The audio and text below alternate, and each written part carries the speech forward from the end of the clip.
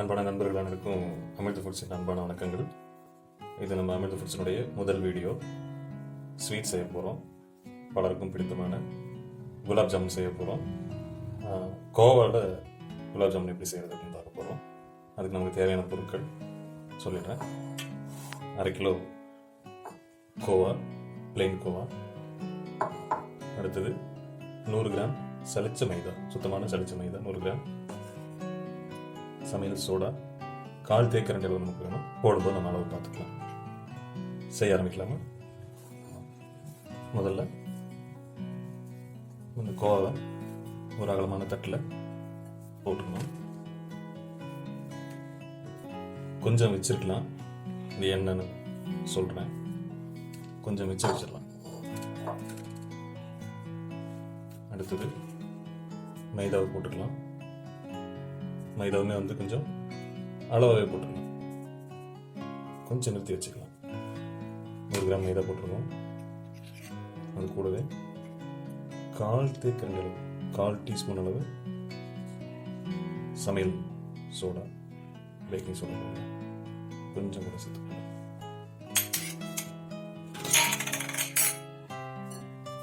போட்டுட்டு இது நம்ம இப்படி நல்லா கலந்து பிசைஞ்சிக்கலாம்.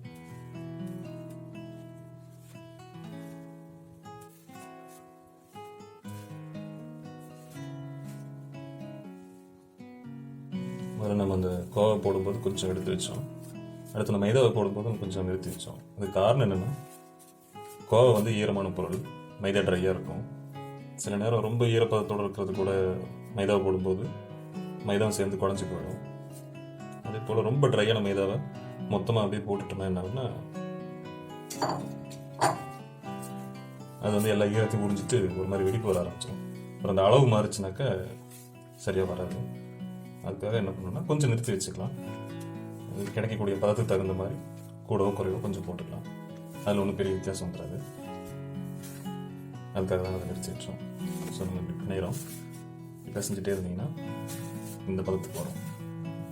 வேறு கையில் ஒட்டாது.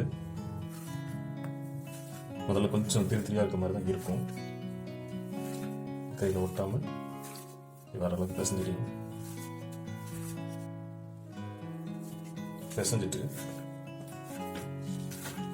ஒரு பாலித்தீன் கவரில் என்கிட்ட இந்த ரேப் மாதிரி இருந்தாலும் சரி, அதில்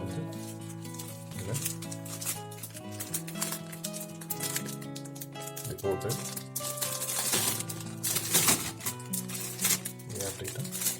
சும்மா இப்படி திரும்பி வச்சு பேக் பண்ணி வச்சிடலாம். கிட்டத்தட்ட ஒரு 1/2 மணி நேரத்துக்கு மேலே இதை ஊற வச்சாச்சு. பார்த்தீங்கன்னா தெரியும், இந்த ஃபேட்டெல்லாம் கரைஞ்சி நல்லா வந்திருக்கு. இப்போ நம்ம இது ஃப்ரை பண்ணுறதுக்கு உருட்ட ஆரம்பிக்கலாம். பாருங்க, இப்படி எடுத்தால் இப்படி வரணும். உருட்டும் போது இப்படி நல்லா அழுத்தம் கொடுத்து உருட்டலாம். உருட்டிட்டு அப்புறமா கொஞ்சம் லூஸ் பண்ணிட்டோம்னா நமக்கு வேண்டிய ஷேப் கிடைக்கும்.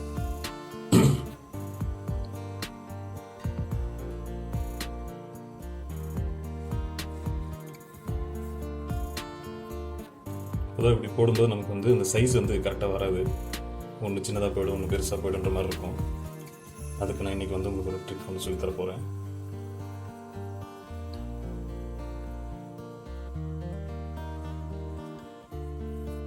அது என்னென்னா, இப்படி ஒரு ஸ்பூன், குழியாக இருக்க ஸ்பூன் எடுத்துக்கோங்க. இந்த கோவா மிக்ஸை இப்படி எடுத்துக்கிட்டிங்கன்னா ரொம்ப ஈஸியாக நமக்கு சைஸ், பர்ஃபெக்ட் சைஸில் குலாப் ஜாமுன் கிடைக்கும். டைட்டிலில் சொன்ன மாதிரி பர்ஃபெக்ட் சைஸ் குலாப் ஜாமுன் செய்கிறதுக்கு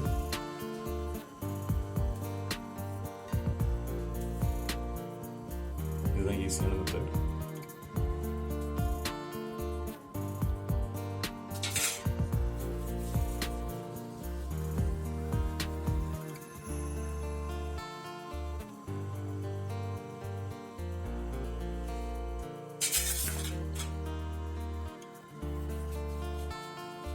பாருங்கள், இப்படி அழுத்தம் கொடுத்து விடலாம்.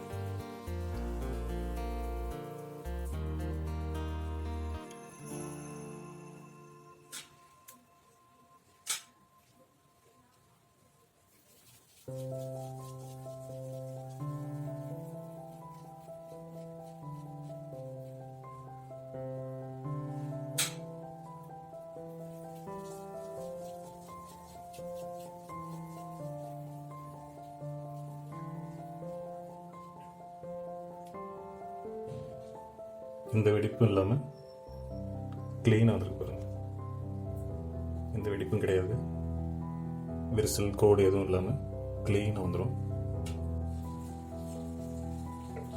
ஓகே, நம்ம வந்து இப்போ எல்லாம் உருட்டிட்டோம்.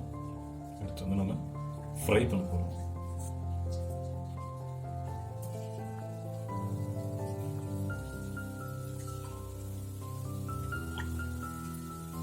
எண்ணெய் சூடு வந்து கம்மியாக வச்சுக்கணும்.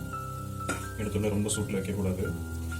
இதை போல் இப்படி போட்ட உடனே கொஞ்சம் அப்படி திருப்பி விட்டுருணும். அதான் எல்லா பக்கமும் ஈவனாக நமக்கு ஃப்ரை ஆகும். இன்னொன்று அந்த கலரும் ஈவனாக இருக்கும். எண்ணெய் சூடான உடனே எண்ணெய் சிம்மில் சூடு வந்து கம்மியாக வச்சுக்கணும். சிம்மில் வச்சுக்கணும். வச்சுட்டு இப்படி ஃப்ரை பண்ணணும்.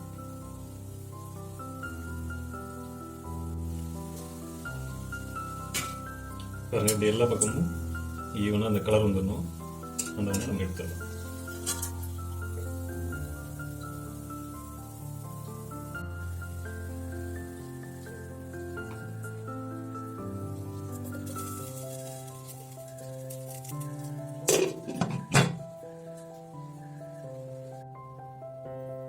செஞ்சு முடிச்சிட்டோம்.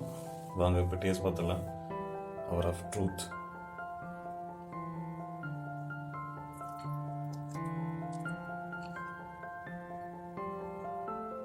இப்படி வந்துருக்கு பாருங்க.